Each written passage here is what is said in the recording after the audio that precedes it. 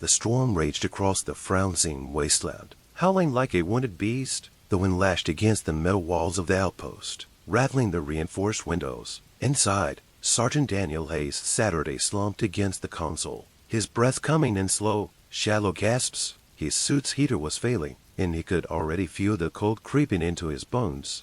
The mission had been simply survey the planet, collect samples, and return to the orbiting station. But nothing was ever simple when humans were involved. The expedition had been ambushed by something that shouldn't exist, something the scanners had failed to detect. It moved too fast, killed too efficiently. The others never stood a chance. He had barely made it back to the outpost alive, dragging a shattered leg and a fractured arm through the ice and blood. The emergency beacon was damaged. No rescue was coming. Hayes exhaled slowly, watching the white mist drift from his lips. He knew what happened to men in cold like this. First, the shivering, then the exhaustion, then the warmth, the final trick of the brain before it let go. But humans didn't let go. Not like that. Not when there was still something left to fight for. He gritted his teeth, forced his broken body to move. The pain flared up, blinding, but he pushed through. He crawled toward the supply crate near the far wall. His fingers, numb and shaking, struggled to tear open the lid. Inside, emergency rations, a medkit, a flare gun. He grabbed the injector from the medkit and jammed it into his leg. A fresh wave of adrenaline burned through him, dulling the agony. The power core of the outpost flickered. It wouldn't hold for much longer. If it failed, the outpost would turn into an icebox, and he'd freeze before the next rotation of the planet's sun. There had to be another way. His gaze fell on the maintenance panel beside the airlock, the auxiliary generator. It wasn't meant to last more than a few hours, but a few hours was better than nothing. He reached for the toolbox, forcing his stiff fingers to grip the wrench. He bit down against the groan of pain as he dragged himself toward the panel, pried it open, and began working. The creatures had torn through the station's defenses like paper, but they had left the core systems mostly untouched. They weren't machines. They were hunters. They relied on instincts, not sabotage. That gave him a chance. Sweat dripped down his face despite the cold as he worked, twisting wires, bypassing burned circuits. The outpost hummed weakly, a struggling heartbeat against the silence of the storm. The heater surged back to life, flooding the room with barely the warmth. It was enough, for now. Then, the sound came, a low, guttural scrape against the metal door. They had found him. His breath came fast, his heart slammed against his ribs. He grabbed the flare gun, his only weapon, not much, but enough to make a final stand. The door creaked, the locking mechanism strained. He braced himself. Then lights, blinding, searing lights filled the outpost as a deafening roar split the air. A ship. Through the frost-covered window, he saw it descend, engines blazing through the storm. The emergency beacon had worked, but someone had come anyway. Someone had seen the signs of life, the faint traces of a survivor. The creatures screamed in rage and vanished into the snow as the ship's weapons fired. Hayes felt his body sag with relief, his vision swimming. That airlock hissed open. Figures in armored suits rushed in, their voices distant and urgent. Hands gripped him, lifted him. His body wanted to fight, to struggle, but the battle was over. He let the darkness take him. When he woke, he was warm, wrapped in blankets. Eyes in his arm, the soft hum of the ship's engines around him. A face hovered above him, Commander Reeves. His superior officers, relief and admiration clear in his eyes. Hell of a fight, Sergeant, Reeves said. You held out longer than anyone should have. Hayes gave a weak, lopsided grin. Human endurance. Sir, we don't know when to quit. Reeves chuckled, nodding. Damn right we don't. As the ship carried him away from the frowning hell below, Hayes closed his eyes, allowing himself, at last, to rest. He had survived, because that's what humans did, and that's what made them unstoppable. The storm would pass, the nightmares would fade, and humanity would endure just as it always had.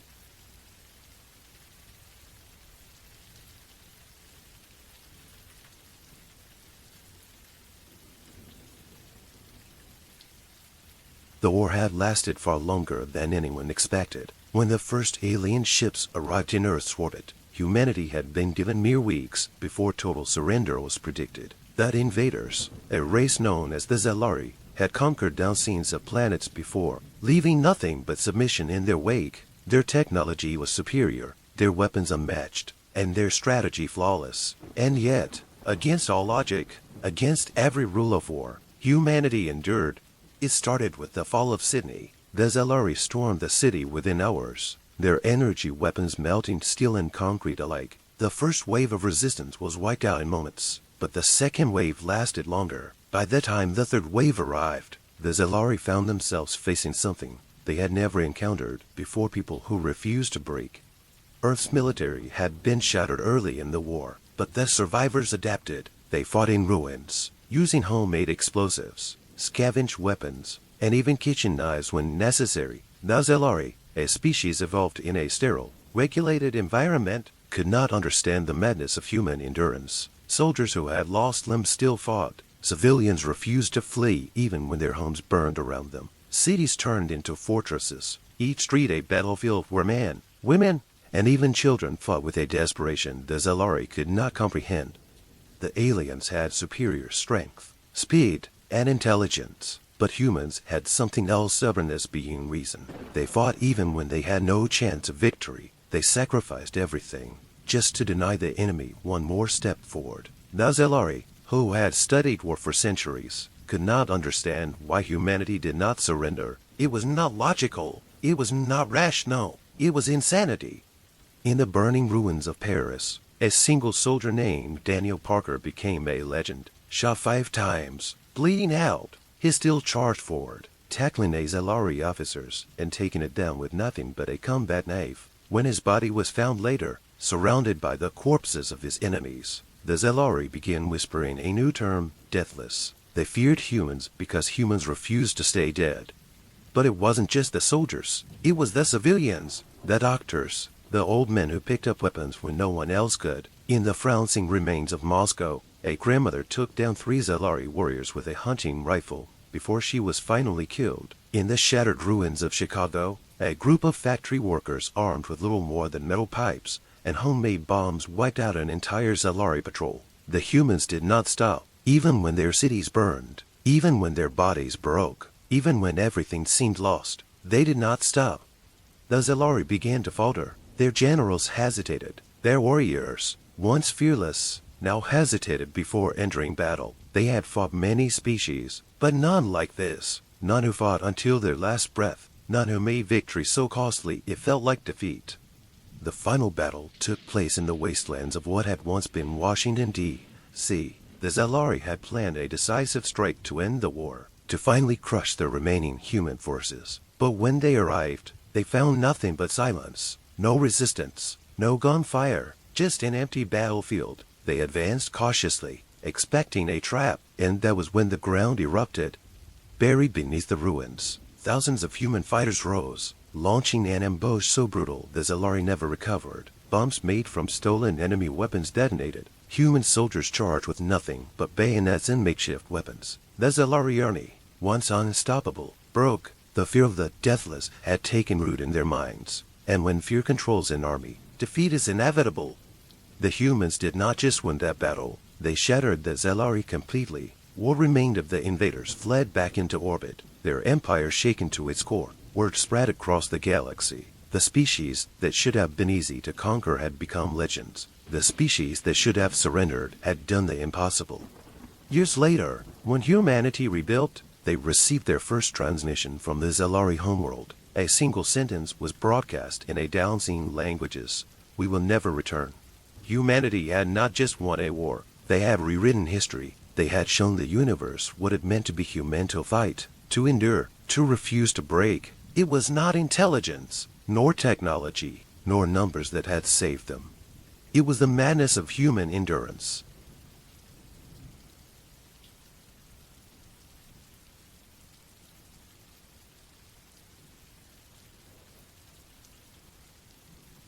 The storm had raged for hours, turning the once calm sea into a violent battlefield of waves and wind. The ship, a rusting cargo vessel called the Horizon Star, groaned under the pressure, its metal frame shuddering with every impact of the ocean's fury.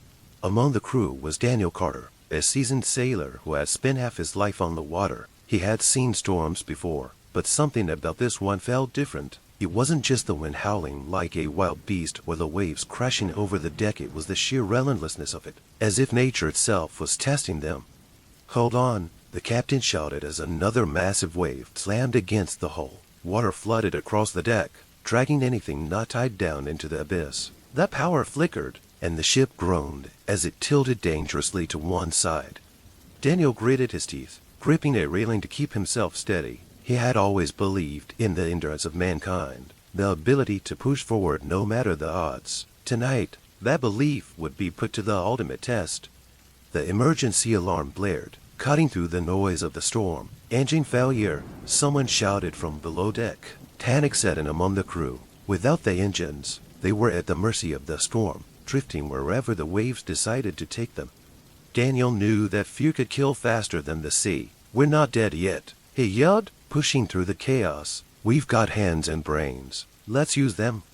The captain locked eyes with him and nodded. "Get to the engine room. See what you can do."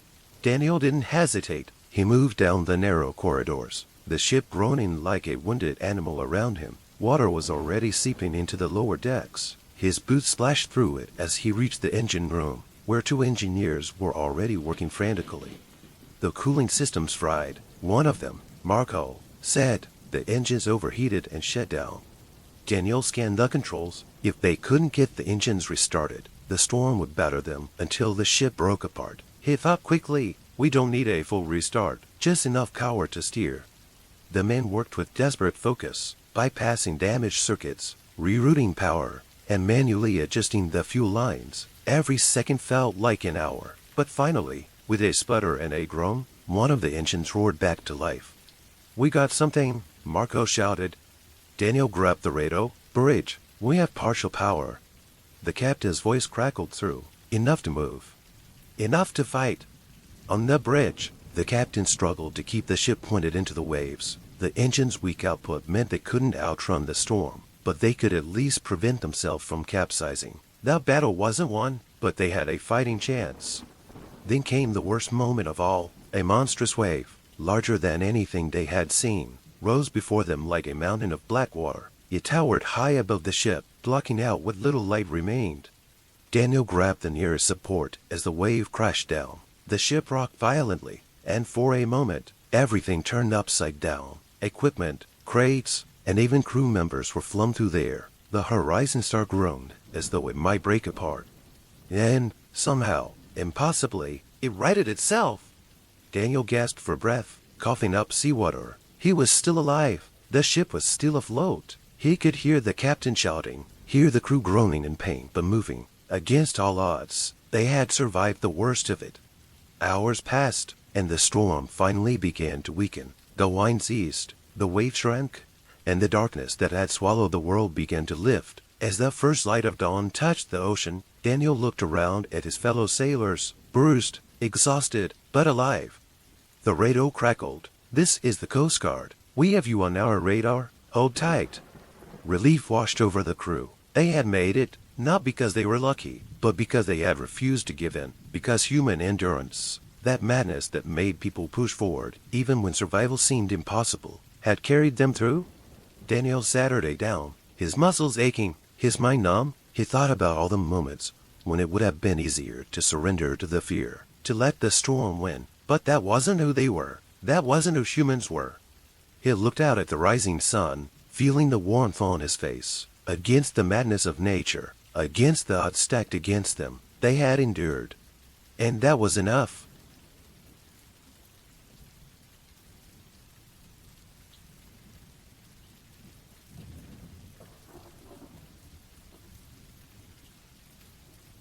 The rain poured down in sheets, turning the dirt road into a thick, sticky mess. Jason Parker tightened his grip on his rifle and kept moving. His boots felt like they weighed 100 pounds each, caked in mud and exhaustion. But stopping wasn't an option. He had been running for hours. His lungs burned, his legs screamed, but the alternative was death. That enemy was behind him, relentless, alien, and inhuman. They didn't tire. They didn't hesitate. They just kept coming.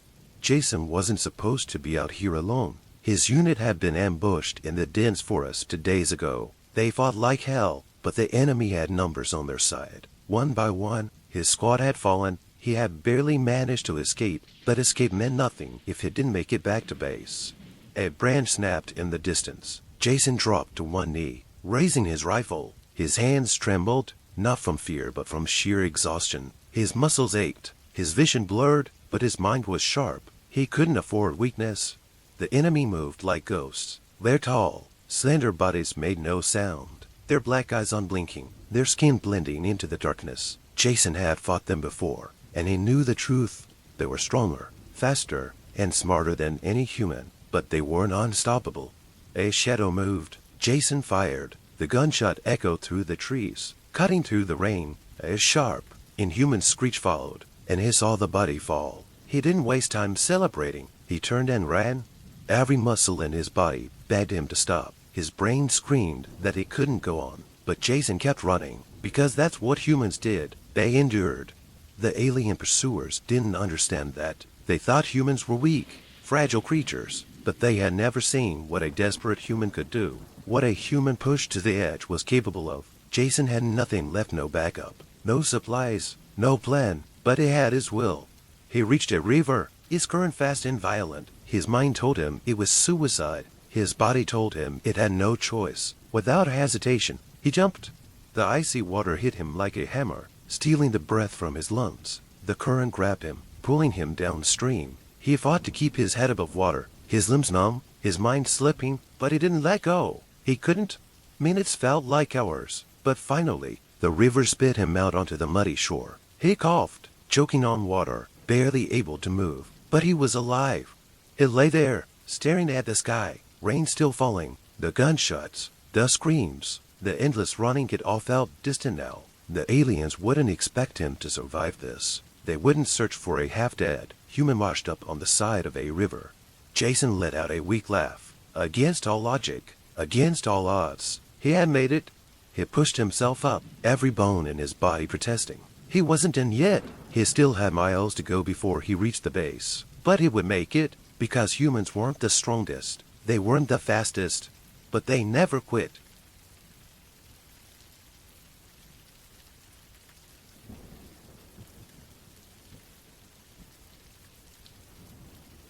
The cold bit into every inch of Michael's skin, but he kept running. The wind howled through the barren wasteland, carrying flakes of ice that cut like tiny shards of glass. His breath came in ragged gasps, forming clouds that vanished into the frowning night. The others had fallen behind hours ago. Some had collapsed, some had simply given up, but Michael kept moving.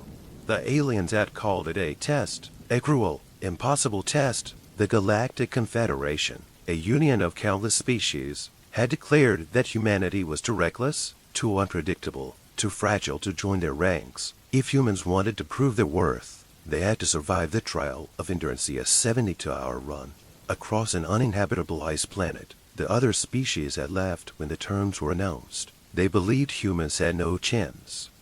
Michael was the last one left. The other contestants, some with extra limbs, others with hardened exoskeletons, had fallen. The cold had shattered them, exhaustion had crushed them, and hopelessness had stolen their will. Even the machines monitoring the test had started to malfunction in the brutal weather. But Michael kept moving. His body was failing, his muscles screamed, his skin was numb, and his thoughts were sluggish. But he had one thing that no other species seemed to understand. He refused to surrender. Humans had survived worse. They had endured war, famine, disasters. They had walked across deserts, climbed impossible mountains, and sailed across endless oceans with nothing but the stars to guide them. This was just one more challenge, one more fight. The Confederation monitors had stopped broadcasting hours ago. Assuming no one would last this long, they had already started preparing the official statement another species deemed unfit for membership. But deep in the control center, a single officer stared at the screen in disbelief. "He's still moving," she whispered. Her superior scoffed. "That's impossible. He should have collapsed hours ago." She zoomed in, adjusting the thermal scanners. The human was there, barely visible against the icy terrain. But his heartbeat, though weak, was steady. His legs were moving, his will remained unbroken. The control room grew silent as more officers gathered around. This was beyond logic. No other species could endure this. Even those adapted for extreme climates would have perished in these conditions, but the human was still running. Michael didn't know how much time had passed. Minutes blurred into hours. His thoughts were no longer words, but instincts moved forward. Stay awake. Keep breathing. He stumbled but caught himself. He refused to stop. He would not let the universe look at humanity and see weakness. He would not let them think his people were unworthy. The sun finally began to rise, weak and distant, but real. The sky shifted from black to deep blue. The ground beneath him turned from endless white to solid ice. And then, ahead of him, he saw a finish line. His legs gave out just before he reached it. He hit the ground hard, gasping for breath. The wind was still howling. The cold still gnawed at his flesh. But he had done it. He had endured. The monitors flashed. The Confederation officials were speechless. The test had never been meant to be passed. It was designed to show humanity's limits, to prove they were not ready. Instead, it had proven something else entirely. The doors to the control center burst open as the Confederation Council entered. They had been watching. They had seen everything. The lead official, an old being with dark, glossy skin, studied the screen with unblinking eyes. "This," he murmured, "is not normal." The others nodded in agreement. No species should have survived that. No species should have been able to keep going with nothing left to give. And yet, a human had. One of the younger officials, still struggling to grasp what she had witnessed, turned to her superior. "What do we do now?" The old official watched as medics rushed to Michael's side, barely able to stabilize his failing body. He had nothing left, yet he had one. He sighed, shaking his head in reluctant admiration. "We let them in." A week later, Michael woke up in a medical bay. His body ached. His throat was dry, but he was alive. A figure stood at the foot of his Beta Confederation representative, the same officers who had watched him in disbelief. She smiled. "You did it." Michael took a slow, painful breath. He had proved them wrong. He had done what they thought was impossible, and because of him, humanity had earned its place among the stars. The universe would never doubt human endurance again.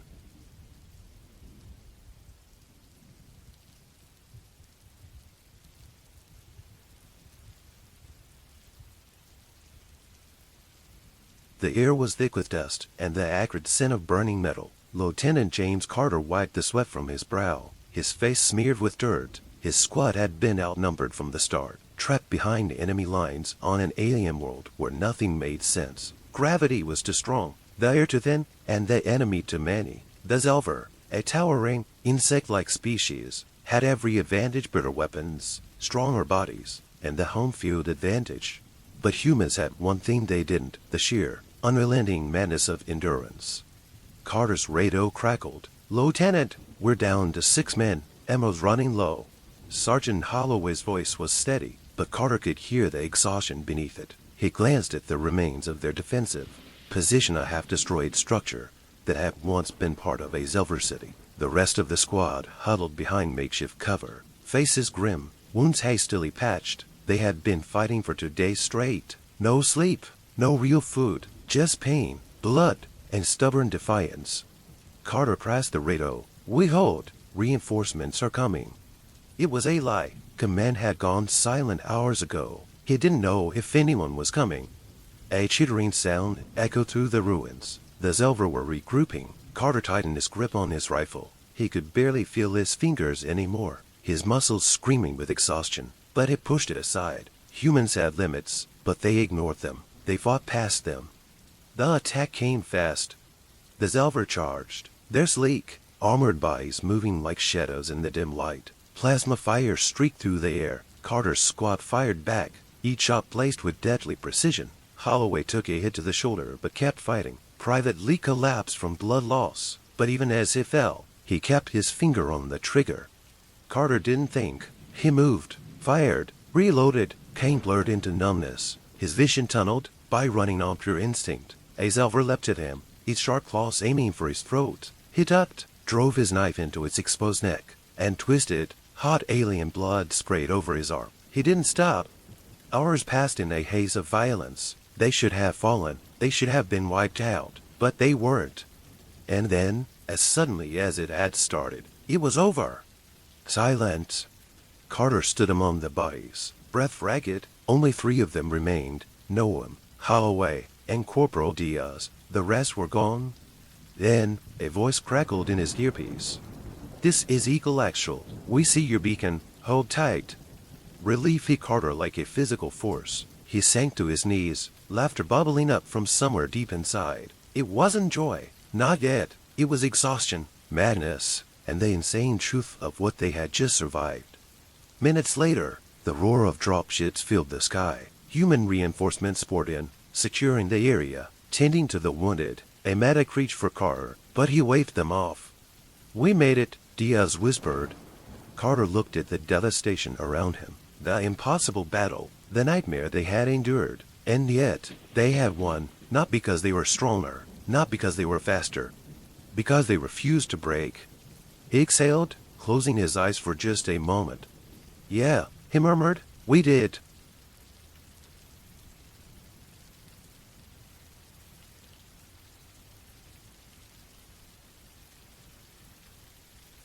In the year 2054, humanity had reached beyond Earth, setting up colonies on Mars and mining operations on the moons of Jupiter. The vast emptiness of space had become both a home and a battleground. It was in this unforgiving void that the war began. The Zelnar, an advanced alien race, attacked without warning. Their technology was centuries ahead of humanity's. Their ships faster, their weapons more destructive. The United Earth fleet barely managed to hold the line. Outnumbered and outgunned, they fought with everything they had. But one by one, the colonies fell. It was on Europa, a frowning moon of Jupiter, where the last stand took place. A research station turned fortress, holding just over 8,000 people, scientists, engineers, soldiers. They were the last defense before Earth itself. Commander Elias Carter, a hardened veteran, led the defense. He knew they wouldn't survive, not against the Zelmar's firepower. But surrender was not an option. They had seen what the aliens did to prisoners' experiments, torture, eradication. The first attack came with terrifying precision. Zelnar ships broke through the station's defenses in minutes. The soldiers fought back with railguns and plasma cannons, but their weapons barely scratched the enemy armor. Within hours, the outer sections of the station were lost. Elias called for a retreat deeper into the ice tunnels beneath the base. They rigged explosives, collapsing the entrances. The Zelmar wouldn't get them easily. Supplies were low, oxygen was running out, and there was no hope for reinforcements. The fleet was gone. Earth had gone silent. Days turned into weeks. They fought in the freezing dark, ambushing enemy patrols, using the ice and rock as cover. Every time they were cornered, they pushed back harder. They had no advanced weapons, no genetic enhancements like the Zelnar. What they had was something the aliens didn't: understand endurance. The Zelmar fought for conquest. Humans fought to survive. Elias and his people lasted longer than anyone believed possible. Wounded soldiers kept fighting. Broken weapons were repurposed, and hunger became just another obstacle. Sleep was rare. Fear was constant, but no one gave up.